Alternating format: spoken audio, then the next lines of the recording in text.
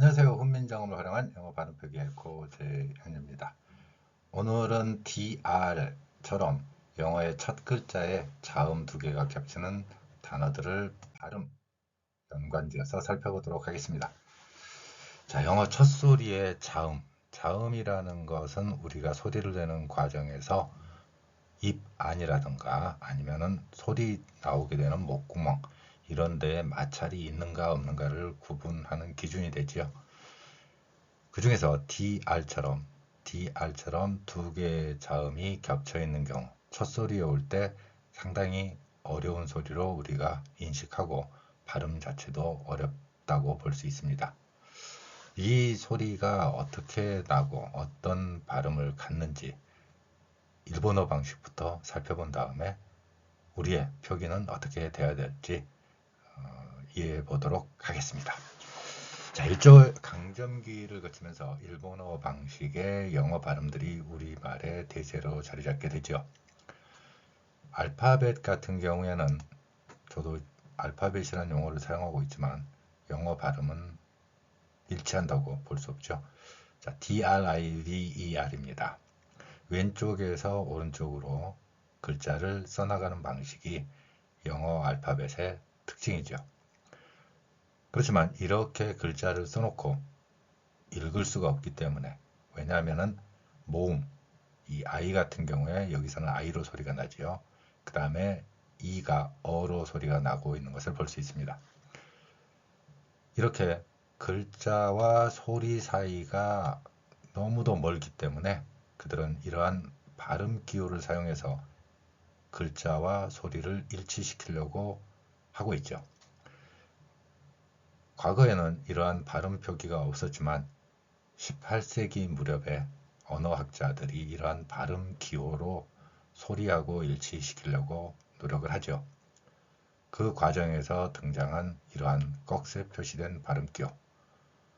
따라서 여기에서 모음과 같은 경우에 제가 다른 동영상에서 아, 에, 이, 오, 우, 어, 으 이러한 모음들이 영어에서 엉망진창이라는 표현을 사용한 적이 있습니다. 모음 관련 동영상 참고하시고요. 그러면 여기서 이 I가 실제로 소리에서도 I로 나는 것을 볼 수 있죠. E는 어로 소리가 나는 영어 발음에서의 원리입니다. 글자는 이렇게 썼지만 발음기 없이는 나타낼 수 없는 알파벳의 한계이기도 하죠. 자, 그러면 이 발음을 우리에게 가르쳐 준 사람들이 있습니다. 바로 일본인 언어학자들의 언어 원리지요. 우리가 외국어 학습할 때 그 언어학이 지금도 우리나라 주류의 언어학에 큰 흐름을 차지하고 있는 현상을 보이고 있기도 합니다. 현대 언어학이라고 하는 그 언어학의 출발점이 바로 일제강점기의 그 경성제국대학, 오늘날의 서울대학교의 전신이죠. 거기에 왔던 일본인 언어학자들, 대표적으로 저는 자주 오구라 신페이라고 그냥 한 사람을 찍어서 이야기합니다. 그 한 사람을 지칭해서 하는데 어쨌건 가장 큰 영향을 끼친 사람 중에 한 명이니까요. 그 사람의 언어학 체계 이론, 일본어에서도 적용됐지요. 어떻게 됩니까? DR, 자음 두 개가 겹쳤네요. 그러면 일본어 방식에서는 어떻게 되느냐? 이 D와 R이 각자의 소리 호흡을 갖는 것입니다. 즉 D는 하나의 호흡을 갖고 R도 소리의 호흡을 가져야 돼요. 그럼 소리 호흡을 가지려면 어떻게 됩니까? 일본어 방식에서는 모음을 덧붙여야 됩니다. 그러면 이 디귿으로 우리는 인식할 수 있지만 영어에서는 겹쳐서 DR로 되어 있습니다. 그런데 일본인들의 언어 표현에서 본다면 디귿 하나만 있을 수가 없습니다. 거기에 뭔가를 붙여야 되겠죠. 일본인들이 가진 모음 5개 중에 하나를 선택을 합니다. 그러니까 D와 R 사이에는 우리가 모르는 새로운 단어 하나가 들어갑니다. O가 들어가요. O. 그래서 일본어 방식의 영어 발음에서는 D-O-R-I-V-E-R 혹은 이 R이 소리 안 난다면 그렇지만 또 나면 여기 U가 또 들어갈 수도 있습니다. 이렇게 영어에 없는 새로운 철자를 만들어내는 놀라운 기적의 민족이지요. 일본인들이 이러한 언어 표현. 자, 그러면 어떻게 되겠습니까? 여기에 디귿과 R 사이에 모음 하나 O가 들어가 있습니다. 그러면 도로 발음할 거예요. 도. 그 다음에 또 하나의 문제가 생깁니다. 일본인들의 언어학에서는 자음 모음이 하나의 구조예요. 그런데 또 다른 문제가 뭐냐면 일본어에는 제가 앞에서 말씀드렸듯이 어가 없습니다. 아, 예, 이, 오, 우 이게 모음이라는 단순 논리를 가지고 있죠. 여기에서 보듯이 알파벳에도 어를 나타내는 표기가 없기 때문에 발음 기호로 나타낼 수밖에 없다고 제가 설명드렸습니다. 그러면 이 어 소리는 어떻게 할까요? 일본어에 없어요. 자, 제 동영상을 들으신 분들은 아마 알 것이라고 생각합니다. 아로 내지요. 이 어 모음이 들어간 경우에는 일본인들은 이 어를 낼 수 없기 때문에 다양한 소리로 변화를 시킵니다. 아에 이오. 대표적인 단어가 제가 섬이라는 우리말이 시마라는 일본어가 됐을 것이다 라고 주장하는 이유이기도 하지요. 어 발음을 못하니까 이 발음을 했을 거고 받침을 못하니까 모음을 결합시켜서 시마, 스시마, 후쿠시마, 나가시마 이런 시마의 표현, 시마가 바로 우리말 섬에서 건너갔을 것이다. 이런 근거가 되기도 합니다. 언어는 이러한 규칙성을 가지고 있기 때문입니다. 자, 어를 못 넣고 여기까지 이제 여러분들이 아시면 이게 어가 아니라 아가 됩니다. 그리고 이제 새로운 발음이 창조되지요. 영어 발음하고는 많이 거리가 있는 발음이 됩니다. 추측해 보세요. 어떻게 되겠습니까? 예, 도라이바가 되는 겁니다. 일본어 발음으로 DRIVER은 도라이바. 도라이바. 예, 그렇습니다. 그럼 이번에 이제 DRIVER로 되어 있는 영어 발음이 도라이바로 되었기 때문에 우리는 운전하는 분들 있죠. 그분들을 어떻게 불러야 됩니까? 아버지는 택시 도라이바 이래야 되는 건가요? 자, 한번 여러분들은 어떻게 발음하시죠? 아버지는 택시 도라이바. 어쨌건 그렇다는 겁니다. 일본어 방식으로 발음을 하면 우리가 그 도라이바라는 단어를 아마 영어 단어로 알고 많이 사용을 하실 건데 글자는 DRIVER입니다. 이 단어가 왜 운전하다의 단어가 되느냐면은 이렇게 생겨 있는 그 나사 모양의 송곳이나 그 도라이바죠. 이 도라이바를 생각하시면 앞으로 이런 걸 돌려서 나아가게 하지요. 그러니까 어떤 도구를 앞으로 나아가게 하는 것. 그래서 택시 도라이바가 되는 것입니다. 자, D 뒤에 모음 O를 넣었고 그 다음에 어 못하니까 A로 하기 때문에 어쩔 수 없이 이 도라이바라는 발음이 되었고요. 또 일본어도 마찬가지고 우리말에서도 이 비읍에 해당하는 소리 리 이렇게 표현하고 있는 이 영어의 리 소리는 없습니다.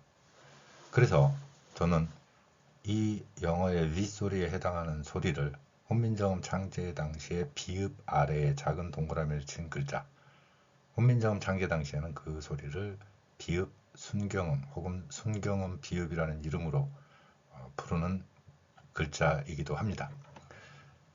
이 글자를 영어의 V를 대신하는 글자 표기로 가져왔습니다. 자, 이제 제가 1995년부터 DRIVER을 어떻게 표기했는지 영어 첫소리에 자음 겹치는 경우입니다. 일본어처럼 모음 O를 넣거나 이러지 않습니다. 그리고 두 개의 자음이 겹칠 때 한 곳에 표기했죠. 또한 영어의 R 발음은 우리말 O나 U가 섞인 소리입니다. 그래서 dry 그리고 마지막 영어의 V 소리는 비읍 아래 작은 동그라미를 친 글자 표기로 나타냈습니다. 소리를 내는 방법은요. 윗니로 아랫입술을 물고 목젖이 울리게 하는 상당히 복잡한 소리입니다. 우리말의 현재에는 없지요. 과거에는 있을 수 있었다라는 게 영어의 윗소리를 제가 비읍 아래에 작은 동그라미 친 이 비읍 순경음을 나타낸 근거이기도 합니다. 이 소리가 목젖이 울리는 소리였고 우리말 현재 비읍과 유사한 소리라는 것을 글자 모양에서도 알 수가 있죠. 따라서 이러한 글자와 소리의 일치, 소리의 호흡이죠. DR이 두 개의 호흡이 되는 일본어 방식이 아니라 이 둘은 하나의 호흡이라는 거죠. 그래서 drive. 이 글자가 바로 이제 다음 영어의 윗소리를 연결시켜 줍니다. 따라서 제가 개발한 글자 표기로 나타내는 이 글자는 바로 맨 마지막 R 생략한다면 driver 이런 발음이 됩니다. 제가 읽어드린 발음에는 약간의 리을이 섞여 있는 걸 볼 수 있을 것입니다. 자, driver 어떻게 읽을 수 있나요? driver 이렇게 되는 것입니다. 마찬가지로 dr이 들어가 있을 때 일본어 방식을 잠깐 살펴보도록 하겠습니다. 만약에 소리대로 그대로 표현한다면 이렇게 알파벳과 같은 순서로 왼쪽에서 오른쪽으로 글자 표기를 했지요. 그럼 여러분들은 어떻게 읽습니까? 한국인들은 아마 최소한 드림이라고 읽을 것입니다. 그런데 일본어 방식이 되면은 어떻게 됩니까? 저음과 모음은 하나의 호흡이니까 괜찮고 디귿과 리을이 겹칠 수 없지요. 그럼 여기에 또 모음을 넣습니다. 도라이바에서 하듯이 오를 넣죠.